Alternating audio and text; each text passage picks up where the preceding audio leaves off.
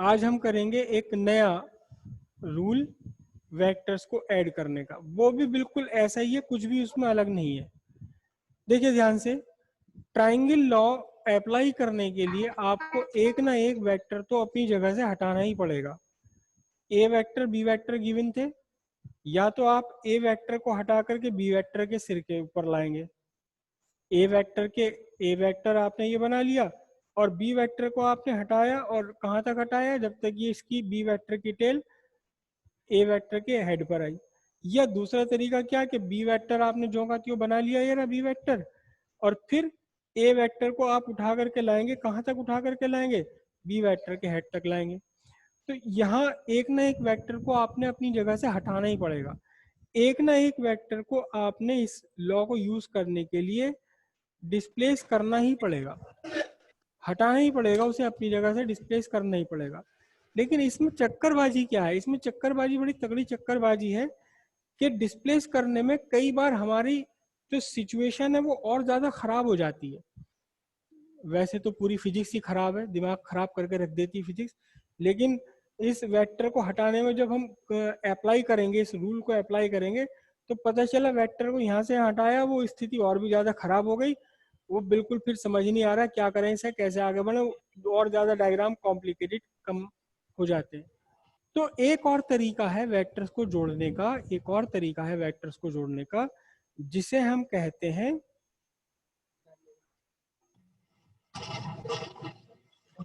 Parallelogram law of vector addition. Parallelogram law of vector addition, तो ये है parallelogram law of vector addition. Parallelogram of vector addition में आपको जो given vectors हैं उन्हें, उनमें से किसी भी वेक्टर को अपनी जगह से हटाना नहीं पड़ेगा, जहां है ये वहीं के वहीं रखे रखे अपनी जगह ऐड हो जाएंगे। तो मैं फिर से वही डायग्राम ड्रॉ करता हूँ, है ये भी वही एक्चुअली ट्राइंगल लॉ ही है। ये ट्राइंगल लॉ का दूसरा रूप हो गया बस पैरेललोग्राम लॉ। दो वेक्टर गिवन है आपको, ए वेक्टर गिवन है आपको, ये बी वेक्टर गिवन है, acting at an angle theta, दोनों थीटा पर एक्ट कर रहे हैं।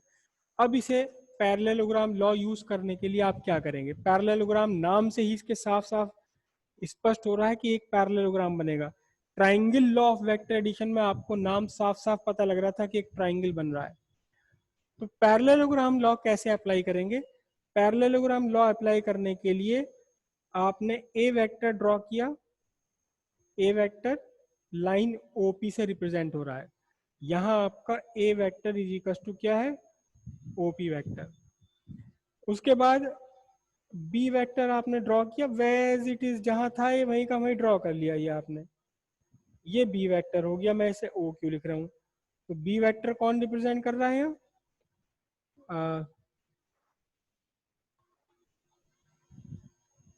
डायग्राम दोबारा बना लूँ क्योंकि ये मैंने पास लिख दिया इसको।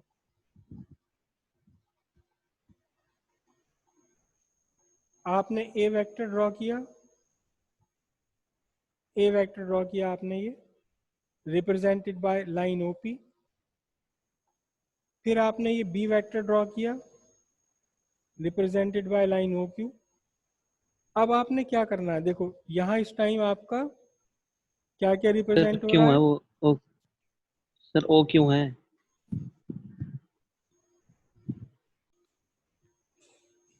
ओ क्यू। तो यहाँ आपका ओ पी रिप्रेजेंट कर रहा है किसे, ए वेक्टर को। ओ क्यू रिप्रेजेंट कर रहा है किसे, बी वेक्टर को। अब देखिए ध्यान से, इसे पैरेललोग्राम लॉ यूज करने के लिए ए वेक्टर और बी वेक्टर को दो साइड्स लेकर आप एक पैरेललोग्राम पूरा कर लीजिए। पैरेललोग्राम पूरा करने का क्या मतलब है, बी के हेड से ए के पैरेलल लाइन ड्रॉ कर ली और ए के हेड से बी के पैरेलल लाइन ड्रॉ कर लिया आपने।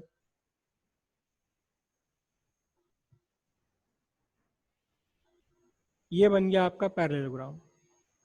भगत जी के यहाँ की मिठाई बर्फी बना लिया आपने, एक बी के हेड से ए के पैरेलल और ए के हेड से बी के पैरेलल लाइन ड्रॉ कर ली। ठीक है, मैं इसको लिख रहा हूं पॉइंट को एस। अब जरा ध्यान से देखिएगा आप, ओपी क्या है आपका, ए वेक्टर है। तो आप ए वेक्टर को उठाकर अपनी जगह से कहीं और ले जा सकते हैं, सेम प्लेन में और मैग्नीट्यूड डायरेक्शन सेम रखते हुए। तो यहाँ देखो ध्यान से, opposite sides of parallelogram are equal. तो ओपी वेक्टर और क्यूएस वेक्टर दोनों एक ही है। इसका मतलब ए वेक्टर आपका क्यूएस वेक्टर से भी रिप्रेजेंट हो सकता है। इसी तरह से बी वेक्टर को उठा करके मैं अगर यहाँ लेके जाऊं तो बी वेक्टर को ही रिप्रेजेंट करने वाली लाइन एक और है, पी एस वेक्टर।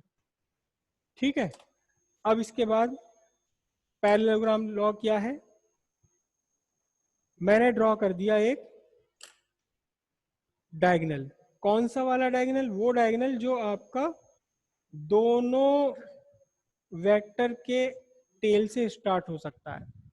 एक तो डायगोनल ये बन गया आपका, ये वाला डायगोनल नहीं, कौन सा डायगोनल, जो दोनों वेक्टर के टेल से स्टार्ट हो रहा है। एक डायगोनल ड्रॉ कर लिया आपने। ठीक है, अब इसमें क्या कंडीशन बनेगी, देखिए ध्यान से आप, इसमें कंडीशन क्या बनेगी। पैरेललोग्राम लॉ ये कहता है कि ये जो डायगोनल आपने ड्रॉ किया है, बस ये डायगोनल ही एक्चुअली रिप्रेजेंट कर रहा है ए vector, which is equal to a vector plus b vector. ये डायगोनल ही रिप्रेजेंट कर रहा है किसे, रिजल्टेंट वेक्टर को।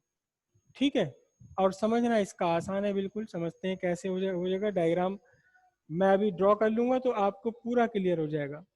ध्यान से देखिए, ओ ए वेक्टर को आगे आपने प्रोड्यूस किया और एस से इस पर एक परपेंडिकुलर ड्रॉप कर लिया। ये रहा परपेंडिकुलर ड्रॉप कर लिया, मैं इस परपेंडिकुलर का नाम रख रहा हूं एन।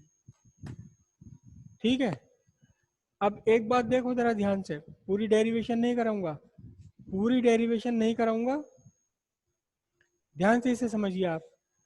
ये पूरा डायग्राम बना हुआ है। अब फिर से एक चीज और बताऊं, देखो अभी आपसे क्या कहा था, अभी आपसे, बल्कि लिख दूं, लिख करके ज्यादा याद रहेगा, ज्यादा समझ आएगा।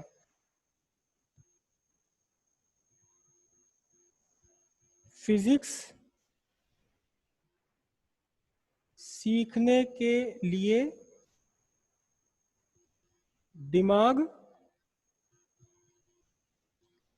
नहीं चाहिए, चाहिए ही नहीं। ये जो दिमाग नाम की चीज है ना हमारे अंदर, इसे यूज ही नहीं करना। आपको पता है जो दुनिया के सबसे बड़े साइंटिस्ट हैं, आइंस्टीन, आइंस्टीन एक दिन अपने से निकले, लैब से, कॉलेज से बाहर निकले, वो कॉलेज से बाहर निकले और कहाँ के लिए, अपने घर के लिए निकले वो। ठीक है, उन्होंने ले ली टैक्सी, उन्होंने टैक्सी ले ली। टैक्सी का जो ड्राइवर था, उस ड्राइवर से पूछा उन्होंने, हाँ, तो टैक्सी ड्राइवर से उन्होंने एक सवाल पूछा। टैक्सी ड्राइवर से पूछा कि भैया, टैक्सी वाले भैया, क्या आप आइंस्टीन को जानते हैं। और ये बात उस जमाने की जब पिक्चरों के हीरो, समझ आई। तो ये बात उस जमाने की है जबकि सिनेमा का आविष्कार नहीं हुआ था। तो वो जो शाहरुख खान है ना, शाहरुख खान अगर होगा भी तो पता नहीं था किसी को शाहरुख खान है, तो कोई नहीं जानता था। ये जो साइंटिस्ट होते थे, साइंटिस्ट होते जो नई नई चीजें बनाते थे, यही एक्चुअली उस समाज में हीरो हुआ करते थे। साइंटिस्ट को ही हीरो कहा करते थे, साइंटिस्ट ही हीरो हुआ करते थे सबके, सारी दुनिया के। तो टैक्सी ड्राइवर से पूछा उन्होंने कि क्या आप आइंस्टीन को जानते हैं। टैक्सी ड्राइवर ने बोला, हाँ जी, मैं तो बहुत अच्छी तरह जानता हूँ, वो तो बहुत बड़े साइंटिस्ट है, बड़े साइंटिस्ट है, उन्होंने तो बड़ी कमाल कमाल की चीजें बना दी। ठीक है, आइंस्टीन खुश हो गए। आइंस्टीन ने पूछा, फिर से ड्राइवर से पूछा, क्या आप उनका घर जानते हैं। ड्राइवर ने कहा, हाँ जी, मैंने तो देखा उनका घर। तो आइंस्टीन ने कहा कि मुझे उनके घर ले चलो। आइंस्टीन ने कहा मुझे उनके घर ले चलो। किसके घर ले चलो? आइंस्टीन के घर ले चलो। ड्राइवर से पूछ रहे हैं कि आइंस्टीन का घर जानते हो? अब ड्राइवर, वो तो उस जमाने के हीरो थे आइंस्टीन। ड्राइवर ने कहा हाँ जी जानता हूँ। फिर पूछा क्या आप उनका घर भी जानते हो आइंस्टीन का? ड्राइवर ने हाँ जी मुझे पता उनका घर। फिर ठीक है मुझे उनके घर ले चलो। अब ड्राइवर घर ले गया उन्हें। पहुंच गए जी घर। घर जाकर के उनसे पैसे पूछे, कितने पैसे हुए? पैसे दे दिए। ठीक है। अब ड्राइवर ने पूछा, अब ड्राइवर ने उनसे पूछा, क्या पूछा? ड्राइवर ने पूछा कि जी आप कैसे जानते हो आइंस्टीन को? आप कैसे जानते हो आइंस्टीन को? ड्राइवर ने पूछा। तो ड्राइवर ने पूछा जी आप कैसे जानते हो आइंस्टीन को? तो उन्होंने कहा मैं ही हूं। कौन? आइंस्टीन। ड्राइवर बड़ा ताज्जुब में आया कि जी, ड्राइवर ने कहा कि जी अगर आप ही आइंस्टीन हो तो फिर आप मुझसे क्यों पूछ रहे थे आइंस्टीन को जानते हो? आपने मुझसे क्यों कहा कि उनका घर जानते हो? आप मुझे बता देते बैठते ही कहाँ जाना, मैं आपको सीधे ही ले आता। तो आइंस्टीन ने कहा कि मैं अपना घर भूल गया था। मैं अपना घर भूल गया था। तुम्हारा थैंक यू, तुमने मुझे मेरे घर पहुंचा दिया। तो इतने बड़े मूर्ख थे आइंस्टीन, जो अपना घर भी भूल जाते थे कि मेरा घर कहाँ है।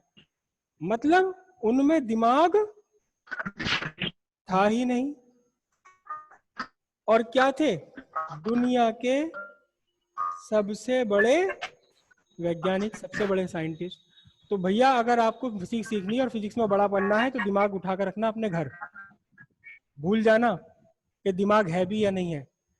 लेकिन फिजिक्स सीखने के लिए एक चीज जरूर चाहिए आपको, एक चीज बहुत कड़ी चाहिए, आंखें। आंखें बहुत तेज चाहिए।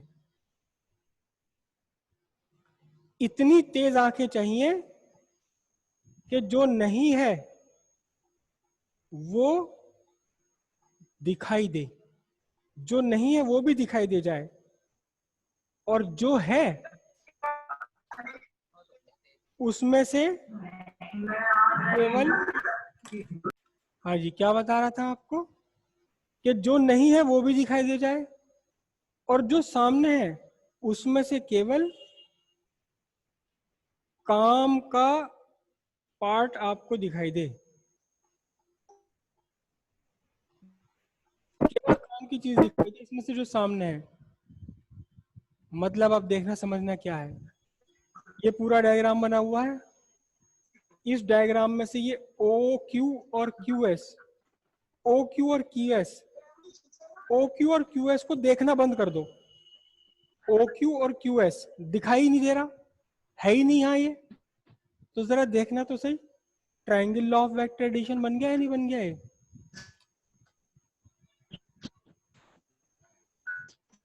आप देखो ध्यान से कि अगर आप ओ क्यू और क्यू एस इन दोनों को देखना बंद कर दो, इन्हें अपनी नजरों के सामने से हटा दो, तो बाकी जो बचा हुआ डायग्राम है वो पूरा डायग्राम आपका बन गया है triangle law of vector addition. कैसे? ये एंगल थीटा था, इधर ये वाला एंगल थीटा है, और ये रिजल्टेंट का एंगल ये बन गया आपका अल्फा।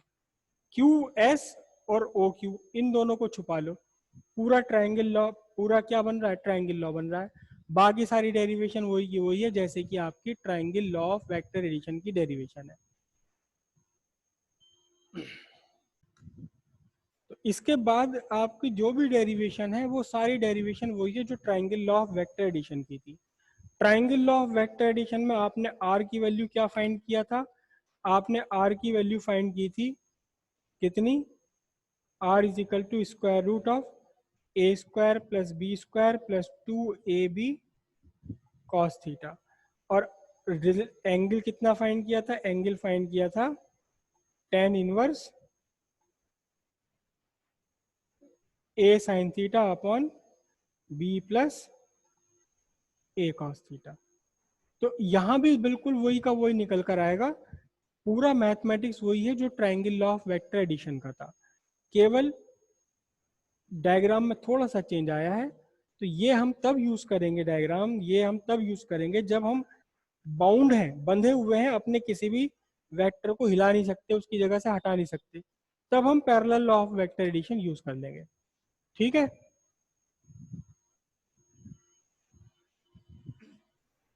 अब देखो फिर से बता रहा हूं parallelogram law of vector addition. ये आपका ए वेक्टर और ये आपका बी वेक्टर, ठीक है। आपने एक पैरेललोग्राम पूरा किया, एक पैरेललोग्राम आपने बना लिया दोनों वेक्टर्स को लेकर के, बन गया पैरेललोग्राम। इस पैरेललोग्राम का आपने डायगोनल लेना है वहां से जहां से दोनों वेक्टर शुरू हो रहे हैं। ये आपने डायग्राम ड्रॉ किया, डायगोनल ड्रॉ कर दिया, और ये डायगोनल ही आपका क्या है, ए वेक्टर प्लस बी वेक्टर। इसका रिजल्टेंट का एंगल कैसे फाइंड करोगे, ट्रायंगल लॉ के जैसी मैथमेटिक्स है। रिजल्टेंट कितना कैसे फाइंड करोगे, ट्रायंगल लॉ की जैसी ही इसमें आपकी मैथमेटिक्स है। तो अब ये ट्रायंगल लॉ वर्ड्स में क्या हुआ, वर्ड्स में क्या हुआ बहुत ध्यान से देखिएगा। If two vectors are represented in magnitude and direction by two adjacent sides of a parallelogram, adjacent sides of parallelogram, triangle में adjacent sides लिखने की जरूरत नहीं होती क्योंकि वहाँ adjacent side ही होती हैं। adjacent side सारी साइड आपस में एक दूसरे के साथ adjacent होती है। तो यहाँ ये साइड और ये साइड adjacent नहीं है, ये साइड adjacent नहीं है, तो इसलिए हम वर्ड adjacent यूज करेंगे।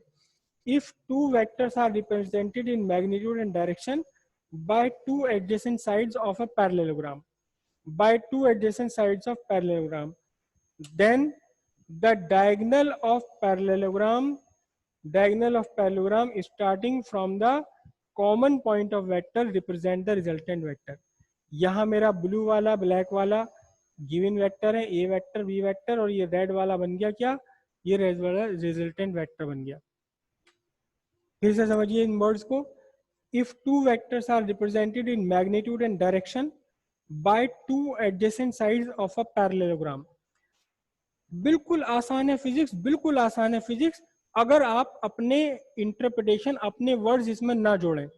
बहुत ही आसान है, जैसा आपको दिखाई दे रहा है ठीक वैसा समझ लो, वैसा उसे कह दो।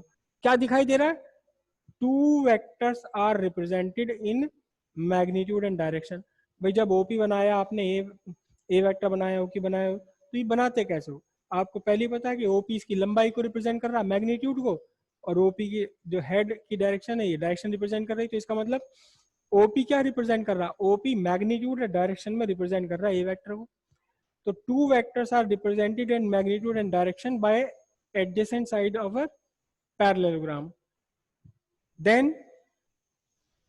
the diagonal of parallelogram starting from the common point of vector represent in magnitude and direction the resultant of two vectors। देखो इस पैरेललोग्राम का एक डायगोनल ये भी हो सकता था, ये वाला नहीं लेना आपको। डायगोनल कौन सा लेना है, starting from common point. if two vectors are represented in magnitude and direction by two adjacent sides of a parallelogram, then the diagonal of parallelogram starting from the common point represent in magnitude and direction the resultant of two vectors। ये simple आपका बन गया parallelogram law. Mathematics मैं इसकी करा नहीं रहा हूँ क्योंकि इसकी सारी की सारी मैथमेटिक्स वही है जो आपने ट्रायंगल लॉ में पढ़ी है। बस सिंपल सी बात है, इसे दोनों को छुपा दो, यहाँ पर पेंडिकुलर डाल दो, ट्रायंगल लॉ बन गया। बिल्कुल वैसा का वैसे ही है। फिजिक्स में एक और समस्या है, फिजिक्स में एक और समस्या भी है, और ये फिजिक्स की बड़ी सुंदरता भी है। फिजिक्स एक पेड़ की तरह है, बिल्कुल पेड़ की तरह है। ये मतलब क्या होता है कि हम यहाँ से शुरू करते हैं, यहाँ से इसकी जड़ से शुरू करते हैं, तने पे आते हैं, फिर टहनी आती, इसमें से एक और ब्रांच निकलती, फिर एक और, फिर इसमें से निकलती, फिर इसमें निकलती, फिर ये निकलती। बल्कि पेड़ भी नहीं, मैं इसे कहता हूं मकड़ी का जाला। ये मकड़ी का जाला ऐसे ऐसे होता है, यूं यूं यूं ऐसे, सब आपस में एक दूसरे से जुड़े हुए हैं, यहाँ यहाँ यहाँ तक। अगर आप जाला यहाँ से छेड़ दो ना तो यहाँ तक का पूरा जाला हिल जाएगा ही। तो ये फिजिक्स की बड़ी सुंदरता है ये, कि आप एक चीज पढ़ते हो उसी में से अगली निकल आती है।